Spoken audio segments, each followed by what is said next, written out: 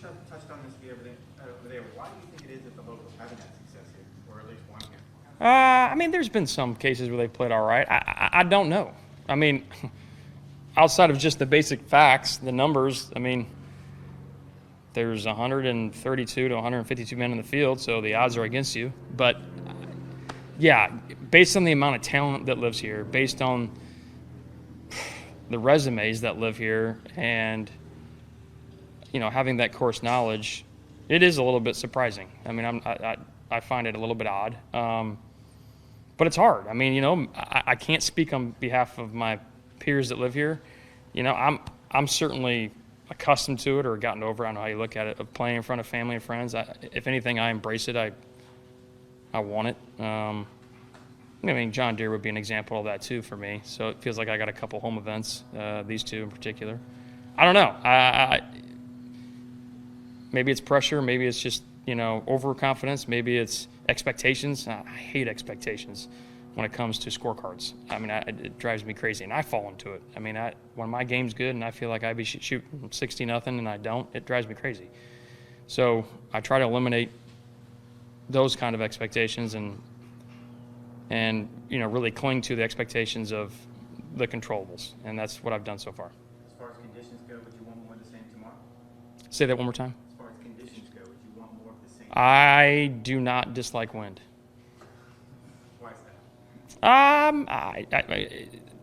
I think it kind of favors me. I don't know if it favors me, but I think when you're in control of your golf ball and there's wind, you certainly. I don't know if you have an advantage, but there's confidence knowing that sometimes par is a good number.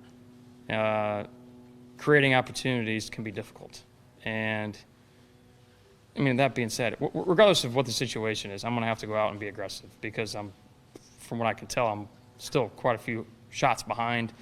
And these guys are not going to give up or lay up or, they're going to show up with their A game, and that's the beauty of it. I mean, I want to go out there and try to earn it because I don't remember the last time I was in the last group. It's probably 2 or 3 years ago. But I'm excited. If I get in the last group, I'm excited to be in there. Hopefully I have that opportunity. Excuse me? What's been going well the last few months? I mean, I would say, for lack of a better explanation, pretty much everything. I mean, I've been really confident with my driver. I've been really confident, certainly with my irons. I mean, statistically, you can see it. I mean, I think I led Jackson in greens and regulation. I was second in Vegas, or maybe the opposite, something like that. I mean, obviously I'm hitting a decent amount of fairways. Even when I don't hit the fairway, I'm still hitting on the green. I'm creating opportunities. I'm giving my putter opportunities. And out here, there's a lot of great putters, but man, lipping putts in versus lipping putts out is a very fine line. And starting to see some putts go in occasionally, which is nice. But I would say the best thing as to what's going on in my game, outside of just waiting for it and being patient, waiting for it to happen, is the fact that I understand it. Like, I understand why shots are going where they are. Whether it's fundamental, whether it's setup. Like, for the most part, I know if I hit one really good in the center of the screws off the tee, I know why it got there. And then if I mishit it, I feel like I know why I mishit it. And it's not like I'm going to sit there and diagnose it, but it's almost like a subconscious self-correction, if that makes sense. Sure. I mean, there's been moments. I mean, I think we all fall into that. That's when golf becomes very difficult. And it's one of those things like where you can create kind of one miss, that golf's fun. And I would even go further than that and say when you can create the ability of stepping on the first tee and it's just about execution rather than forcing shots, that's a lot of fun too. When's the last time you got a tune-up from Mike Bender, and what did you guys focus on? Me and Bender, he actually stayed with me last week at at Augusta, at the Masters in November. It was a weird week.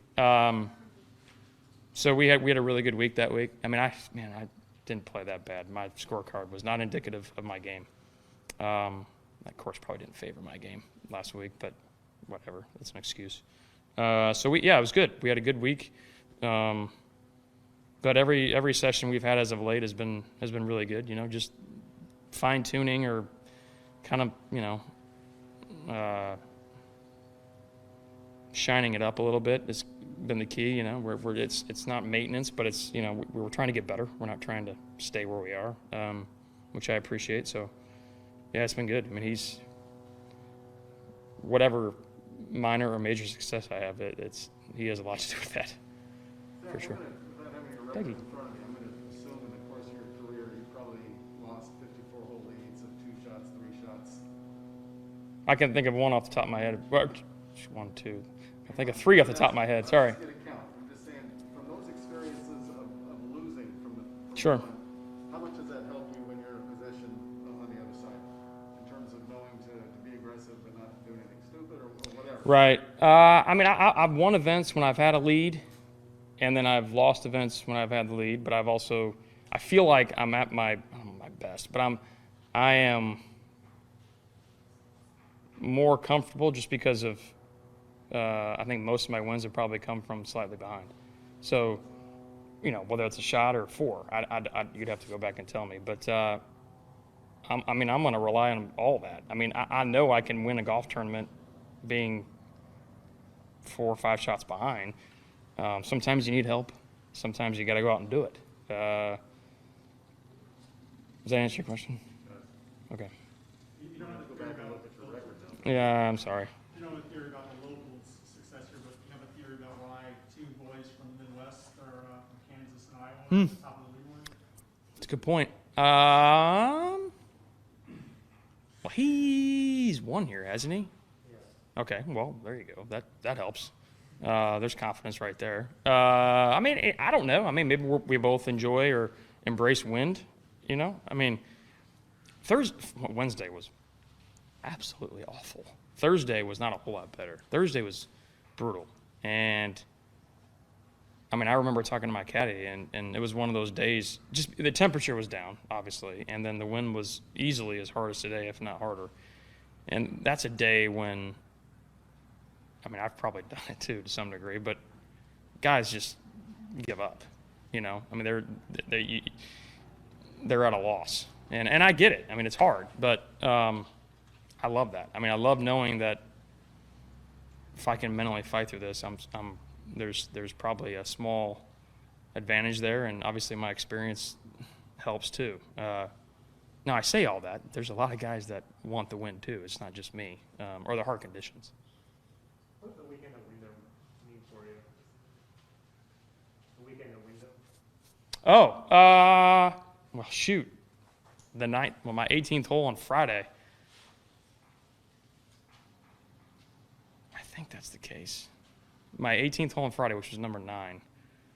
I hit in the rough off the tee. I had a flyer, but I hit a really good shot, and it went to like 12 feet behind the hole. And that 9th hole, I don't know if you've been there, Sean. That 9th green's, we'll say, pitched.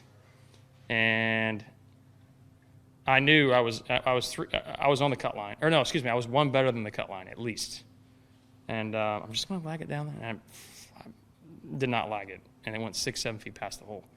And I made that coming back, which I thought probably didn't matter anyway, but I kind of knew it might.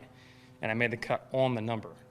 That putt right there was massive. And then I went out and shot whatever I shot, nothing on Saturday. Excuse me? 61, 65, I think. That sounds about right. Yeah. So it was big. I mean, it was big. But I'm not saying my game was indicative of a 61, but it was certainly indicative of shooting good numbers. And it's just kind of bled in since that point, And I actually, if I'm going to get really specific, it was the week before that at the PGA. I think I shot 4 or 5 under the first round, and I missed the cut. I shot a really bad score on Friday, and I'm 1 or 2 shots off the lead going into Friday. I was 4 or 5 shots up on the champion. I played with him on Thursday, which clearly that means nothing because Colin won it. But that Friday was good for me looking back. 2020, I mean, looking back, hindsight was really good. Just it kind of magnified and showed what I needed to do and what I needed to emphasize rather than I was kind of doing emphasizing the wrong things.